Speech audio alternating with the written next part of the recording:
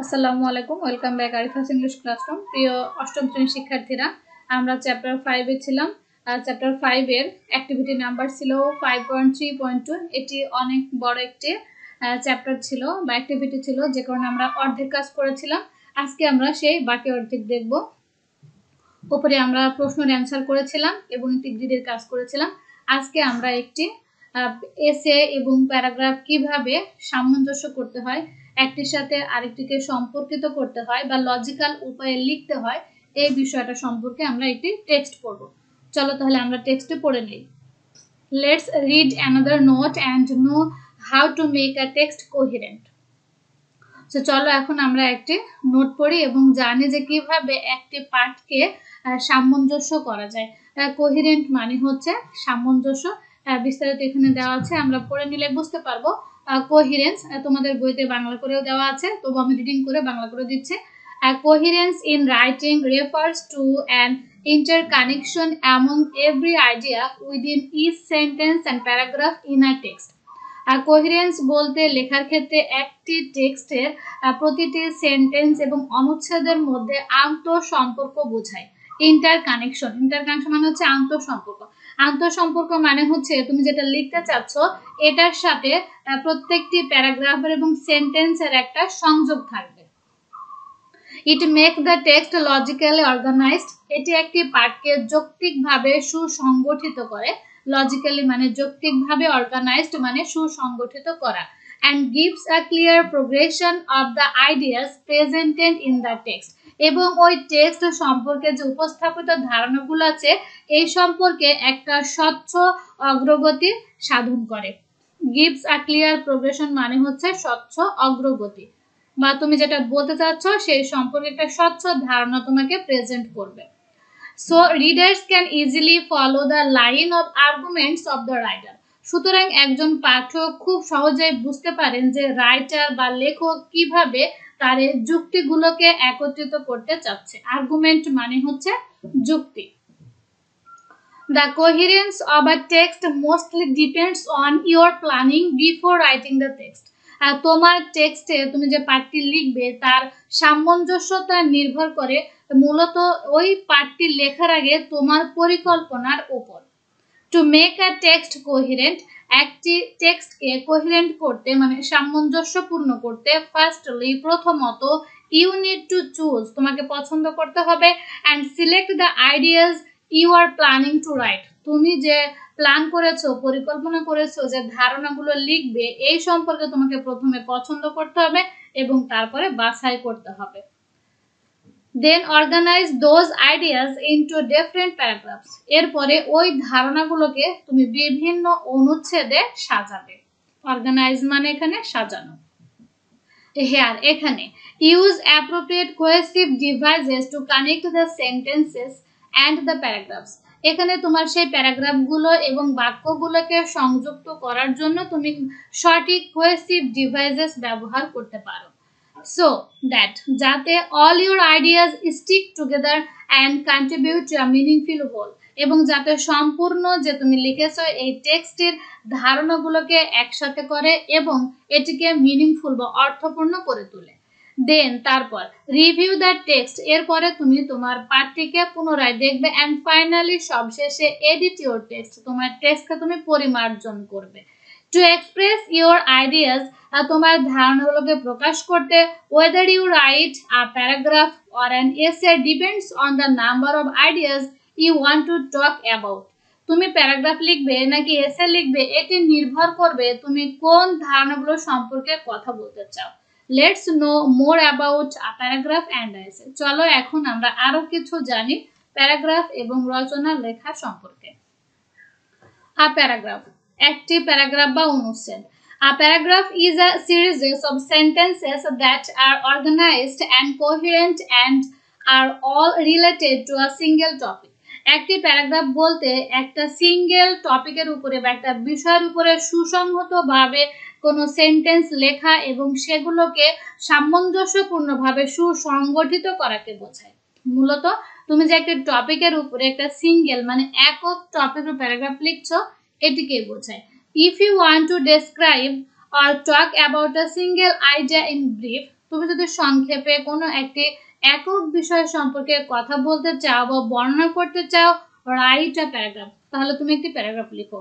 তাহলে খুব সহজ ভাষায় বলতে গেলে তুমি যদি কোনো একটা সিঙ্গেল মানে একক বিষয় সম্পর্কে লিখতে চাও বা বর্ণনা করতে চাও, তখন তুমি কি করবে?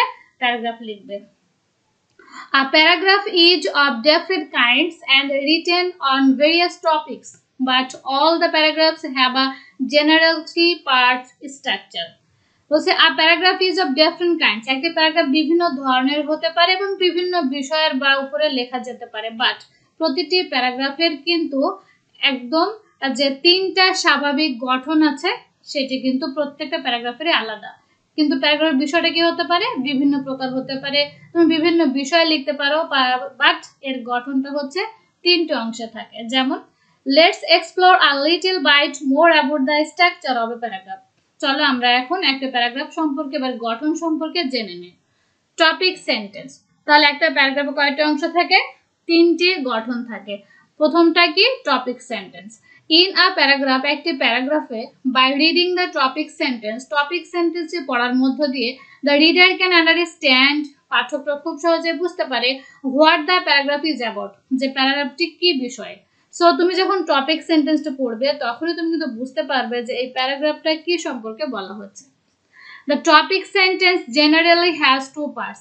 একটা টপিক সেন্টেন্সের স্বাভাবিকভাবে দুটো অংশ থাকে। The topic itself, এর বিষয়বস্তু নিজেই, and the controlling of the idea, এবং ওই ধারণাগুলোকে নিয়ন্ত্রণ করে। That is, যেটির অর্থ হচ্ছে a topic sentence indicates the focus of the discussion. তুমি কোন বিষয়ে আলোচনা করতে চাচ্ছ ওই বিষয়টাই কিন্তু টপিক সেন্টেন্সে ফোকাস করে, মানে গুরুত্ব আরোপ করে। and hints at the writer's position regarding the topic, এবং টপিকের উপরে একজন লেখকের যে কি অবস্থান আছে সেটিকে নির্দেশ করে। সো টপিক সেন্টেন্সটি মানেই হচ্ছে, এটা পড়লে তুমি বুঝতে পারবে যে প্যারাগ্রাফটি কি সম্পর্কে। নেক্সট আরো কিছু বিষয় আছে, আমরা পড়ি। এখানে বাংলা করে দেওয়া আছে, তোমরা বাংলাটা পড়ে নিও। ফর এক্সাম্পল, উদাহরণস্বরূপ, if a topic sentence mentions, যদি টপিক সেন্টেন্সটি উল্লেখ থাকে school is fun but not with all the subjects I study. বলছে যে স্কুল মানে কিন্তু মজার কোনো কিছু করা, বাট প্রত্যেকটা সাবজেক্ট যেগুলো আমি স্টাডি করি সেগুলো নয়। কথাটা কিন্তু খেয়াল করো, যে স্কুল মানে তুমি মজা করবে, বাট প্রতিটা সাবজেক্টে কিন্তু তুমি মজা করতে পারবে না যেগুলো তুমি লেখাপড়া করো। এটি হচ্ছে topic sentence. That means this sentence indicates the topic of discussion. এর মানেই হচ্ছে যে এই সেন্টেন্সটিকে নির্দেশ করছে আলোচনা করার জন্য কোনটি? স্কুল অ্যাক্টিভিটিস, স্কুলের বা বিদ্যালয়ের বিভিন্ন কর্মকাণ্ড, স্কুল এনভায়রনমেন্ট, একটি বিদ্যালয়ের পরিবেশ। And this sentence also hints that, এবং এই সেন্টেন্সটি বা বাক্যটি আরও নির্দেশ করে যে the writer probably is going to discuss some of, সম্ভবত লেখক এটি বলতে চেয়েছেন যে হিজ প্রেফারেন্স অ্যান্ড চ্যালেঞ্জেস, সে কি পারফরমেন্স করে, মানে তার পারফরমেন্সটা কি, সে কি পড়ছে, অ্যান্ড চ্যালেঞ্জেস, এবং এর মাধ্যমে সে কি চ্যালেঞ্জ বা প্রতিদ্বন্দ্বীর সম্মুখীন হচ্ছে, এটাও কিন্তু বোঝা যাচ্ছে। And that is the idea of the controlling of the idea, আর এটাই হচ্ছে ওই ধারণাকে নিয়ন্ত্রণ করছে। সো এখানে আরো কিছু বিষয় আছে, দেখো। সাপোর্টিং সেন্টেন্স বা বডি, আর সমর্থনযোগ্য যে বাক্যগুলো আছে বা বডিটা কেমন হবে? Here you will write all the supporting details that give further explanation or information about the topic sentence. বডিতে তোমার কাজ হচ্ছে, আমরা কিন্তু আছি কিসে? প্যারাগ্রাফে। প্রথমটা দেখেছিলাম কি? টপিক সেন্টেন্স, দ্বিতীয়টা হচ্ছে বডি বা সাপোর্টিং সেন্টেন্স। এখন এই বডিটা তুমি কিভাবে লিখবে? এখানে তুমি যে টপিক সেন্টেন্স বলেছো, এই টপিক সেন্টেন্সের সাপোর্টিং এ মানে সমর্থনে তুমি ডিটেলস বিষয়টা এখানে উল্লেখ করবে এবং তা ব্যাখ্যা প্রদান করবে। ফর এক্সাম্পল, উদাহরণস্বরূপ, following the topic sentence, topic সেন্টেন্সটি অনুসরণ করে school is fun but not with all the subjects I study. School হচ্ছে মজার জায়গা, বাট আমি যে লেখাপড়া করি সব বিষয় কিন্তু মজার নয়। The writer can explain with the examples which things are fun to him. এখানে লেখক ব্যাখ্যা করবেন যে কোন বিষয়গুলো তার কাছে মজাদার her in the school and which are not, এবং কোনগুলো তার কাছে মজাদার নয়। আর একটা পার্ট কি আছে? কনক্লুডিং সেন্টেন্স, মানে উপসংহার টানা বা বাক্যটিকে শেষ করা। A concluding sentence wraps up the paragraph and restate the writer's point of view. আর এই কনক্লুডিং বা উপসংহারে যে তুমি একটি সেন্টেন্স লিখবে সেটা কি করবে, সুসম্পন্ন করবে এবং লেখকের যে তোমার যে দৃষ্টিভঙ্গি আছে এটা কিন্তু পূর্ণ ব্যক্ত করবে, রিস্টেট করবে, নতুন কোনো আইডিয়া এখানে সংযুক্ত হবে না। তাহলে আমরা দেখলাম যে প্যারাগ্রাফ মানে কি, প্যারাগ্রাফ কয়টি অংশ থাকে, 3টি অংশ থাকে, টপিক সেন্টেন্স থাকে, বডি থাকে এবং কনক্লুডিং থাকে। কোনটা কিভাবে লিখতে হয় বিস্তারিত দেওয়া আছে, তোমরা একবার না বুঝলে বাংলা করে দেওয়া আছে সেটি পড়ে নিও। ফর এক্সাম্পল, উদাহরণস্বরূপ, following the beginning the concluding sentence could be, যে উপরের আমরা সূচনা অনুযায়ী এখানে শেষ করতে পারি এভাবে, that is why school to me is fun but not without some challenges. এভাবে আমরা বলতে পারি যে এ কারণে যে স্কুল একটা মজার জায়গা, বাট আমি কিন্তু প্রতিদ্বন্দ্বিতা ছাড়া কোনো কিছু গ্রহণ করতে পারি না, এভাবে আমরা বলতে পারি। এবার আমরা দেখবো এসে সম্পর্কে। একটা এসে লিখতে হলে কেমন ভাবে লিখতে হয়। এসে মানে হচ্ছে রচনা আর প্যারাগ্রাফ মানে হচ্ছে অনুচ্ছেদ। An essay is a piece of writing. Essay মানে এমন একটি লেখা that is written to convince someone of something. কোনো কিছু সম্পর্কে কাউকে কোনো কিছু বোঝানোর জন্য লেখা হয়, or to inform the reader about a particular topic. অথবা পাঠককে কোনো একটা নির্দিষ্ট বিষয় সম্পর্কে তথ্য দেওয়ার জন্য লেখা হয়ে থাকে। For the reader to be convinced, একটা রিডারকে বা পাঠককে ওই বিষয়টা সম্পর্কে বোঝানো, or adequately informed অথবা পর্যাপ্তভাবে তথ্য দেওয়ার জন্য, adequately মানে হচ্ছে পর্যাপ্তভাবে। The essay must include several important components to make it flow in a logical way. একটা রচনাকে অবশ্যই বিভিন্ন ধারণাগুলোকে গুরুত্বপূর্ণ উপাদানের সাথে সংযুক্ত করতে হয় এটিকে যৌক্তিকভাবে লেখার জন্য। An essay refers to a long text organized into paragraphs. একটা এসে মানেই হচ্ছে যে একটা দীর্ঘ পাঠ যেটাকে সুসংগঠিতভাবে অনেকগুলো অনুচ্ছেদে লেখা হয়ে থাকে। In a essay, একটি রচনায় we use different paragraphs to write various ideas.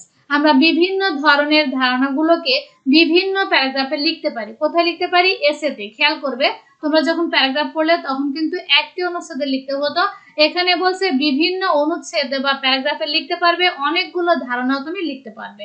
That is, যার অর্থ every paragraph has its own purpose, আর এই প্রত্যেকটি প্যারাগ্রাফের কিন্তু নিজস্ব উদ্দেশ্য আছে।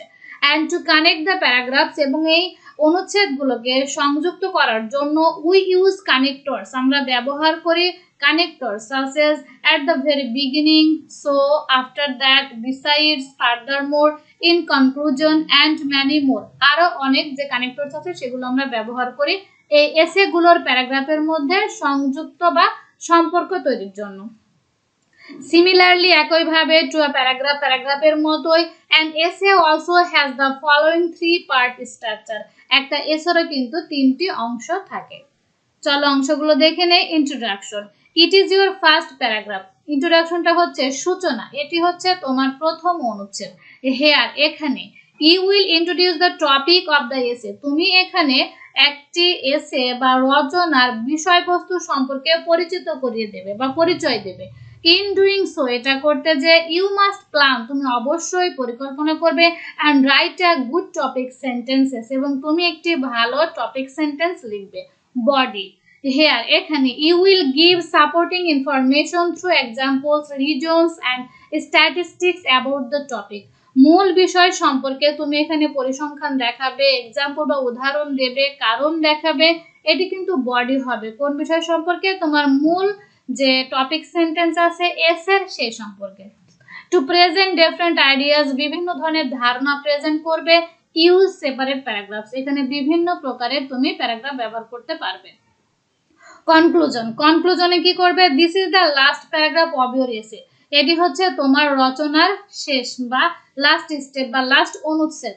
Hair you will link the introduction, তুমি এখানে ইন্ট্রোডাকশন অ্যান্ড কনক্লুশন এবং উপসংহারের মধ্যে লিঙ্ক তৈরি করবে, মানে সম্পর্ক তৈরি করবে। Of your essay by restating your point of view, তোমার যে দৃষ্টিভঙ্গি আছে এগুলো তুমি পুনর্ব্যক্ত করবে। আর position regarding the focus of the discussion, তোমার আলোচনার উপরে গুরুত্ব আরোপ করে তুমি এই কাজটি করবে। Do not add or bring new ideas to the conclusion of your essay. তুমি যখন তোমার রচনা লিখবে তখন তুমি এখানে নতুন কোনো ধারণা নিয়ে আসবে না বা নতুন কোনো ধারণা যোগ করবে না। তাহলে কি করবে, তুমি এসে লেখার সময় তোমার যে ইন্ট্রোডাকশন ছিল এবং কনক্লুশন ছিল এগুলোর মধ্যে তুমি একটা সম্পর্ক টানবে, বাট কোনো নতুন ধারণা এখানে অ্যাড করবে না। সো ফাইনালি সুতরাং আমরা শেষে বলতে পারি, আমরা বলতে পারি to make a paragraph or এসে কোহেরেন্ট, আমরা একটি অনুচ্ছেদ বা একটা রচনাকে সুসামঞ্জস্য বা সামঞ্জস্য করতে উই হ্যাভ টু, আমরা কি করব, plan and outline before writing, লেখার পূর্বে আমরা একটা রূপরেখা তৈরি করব বা পরিকল্পনা তৈরি করব। Identify all the ideas we want to write, আমরা কি লিখতে চাচ্ছি এই ধারণাগুলোকে চিহ্নিত করব। Use sentences paragraphs to present different ideas, বিভিন্ন ধরনের ধারণাগুলোকে প্রেজেন্ট করতে বা উপস্থাপন করতে আমরা ব্যবহার করব বিভিন্ন প্রকার সেন্টেন্স এবং অনুচ্ছেদ। Use cohesive devices to connect the ideas, আর এই ধারণাগুলোকে সংযুক্ত করতে আমরা কোহেসিভ ডিভাইস ব্যবহার করব। Organise the sentences paragraphs in a logical way, আমরা এই সেন্টেন্সগুলোকে এবং অনুচ্ছেদগুলোকে যৌক্তিকভাবে সাজাবো। Review and complete the necessary edits, পুনরায় সেটি আমরা পর্যালোচনা করব এবং আমাদের এখানে প্রয়োজনীয় যে পরিমার্জন বা এডিট আছে সেটি আমরা সম্পন্ন করব। সো আমরা বিস্তারিত জানলাম যে প্যারাগ্রাফ কি এবং এছে কি, এখানে তোমাদের বাংলা করে দেওয়া আছে, দেখে নিও। আজকে এখানে ক্লাসটি শেষ করব, নেক্সট ডে আমরা 5.3.3 নিয়ে আলোচনা করব। আজকে সবাইকে এখানে শেষ করার জন্য রিকোয়েস্ট করছি এবং তোমরা ভালোভাবে ক্লাসগুলো করবে, আর কয়েকদিন পরেই তোমাদের মূল্যায়ন শুরু হয়ে যাবে। এখন যদি তোমরা এই প্রত্যেকটা অ্যাক্টিভিটি সুন্দর করে করো তাহলে কিন্তু মূল্যায়নের সময় তোমাদের অনেকটাই সুবিধা হবে। সো সবাই পাশে থাকবে এই আশা ব্যক্ত করছি। আসসালামু আলাইকুম।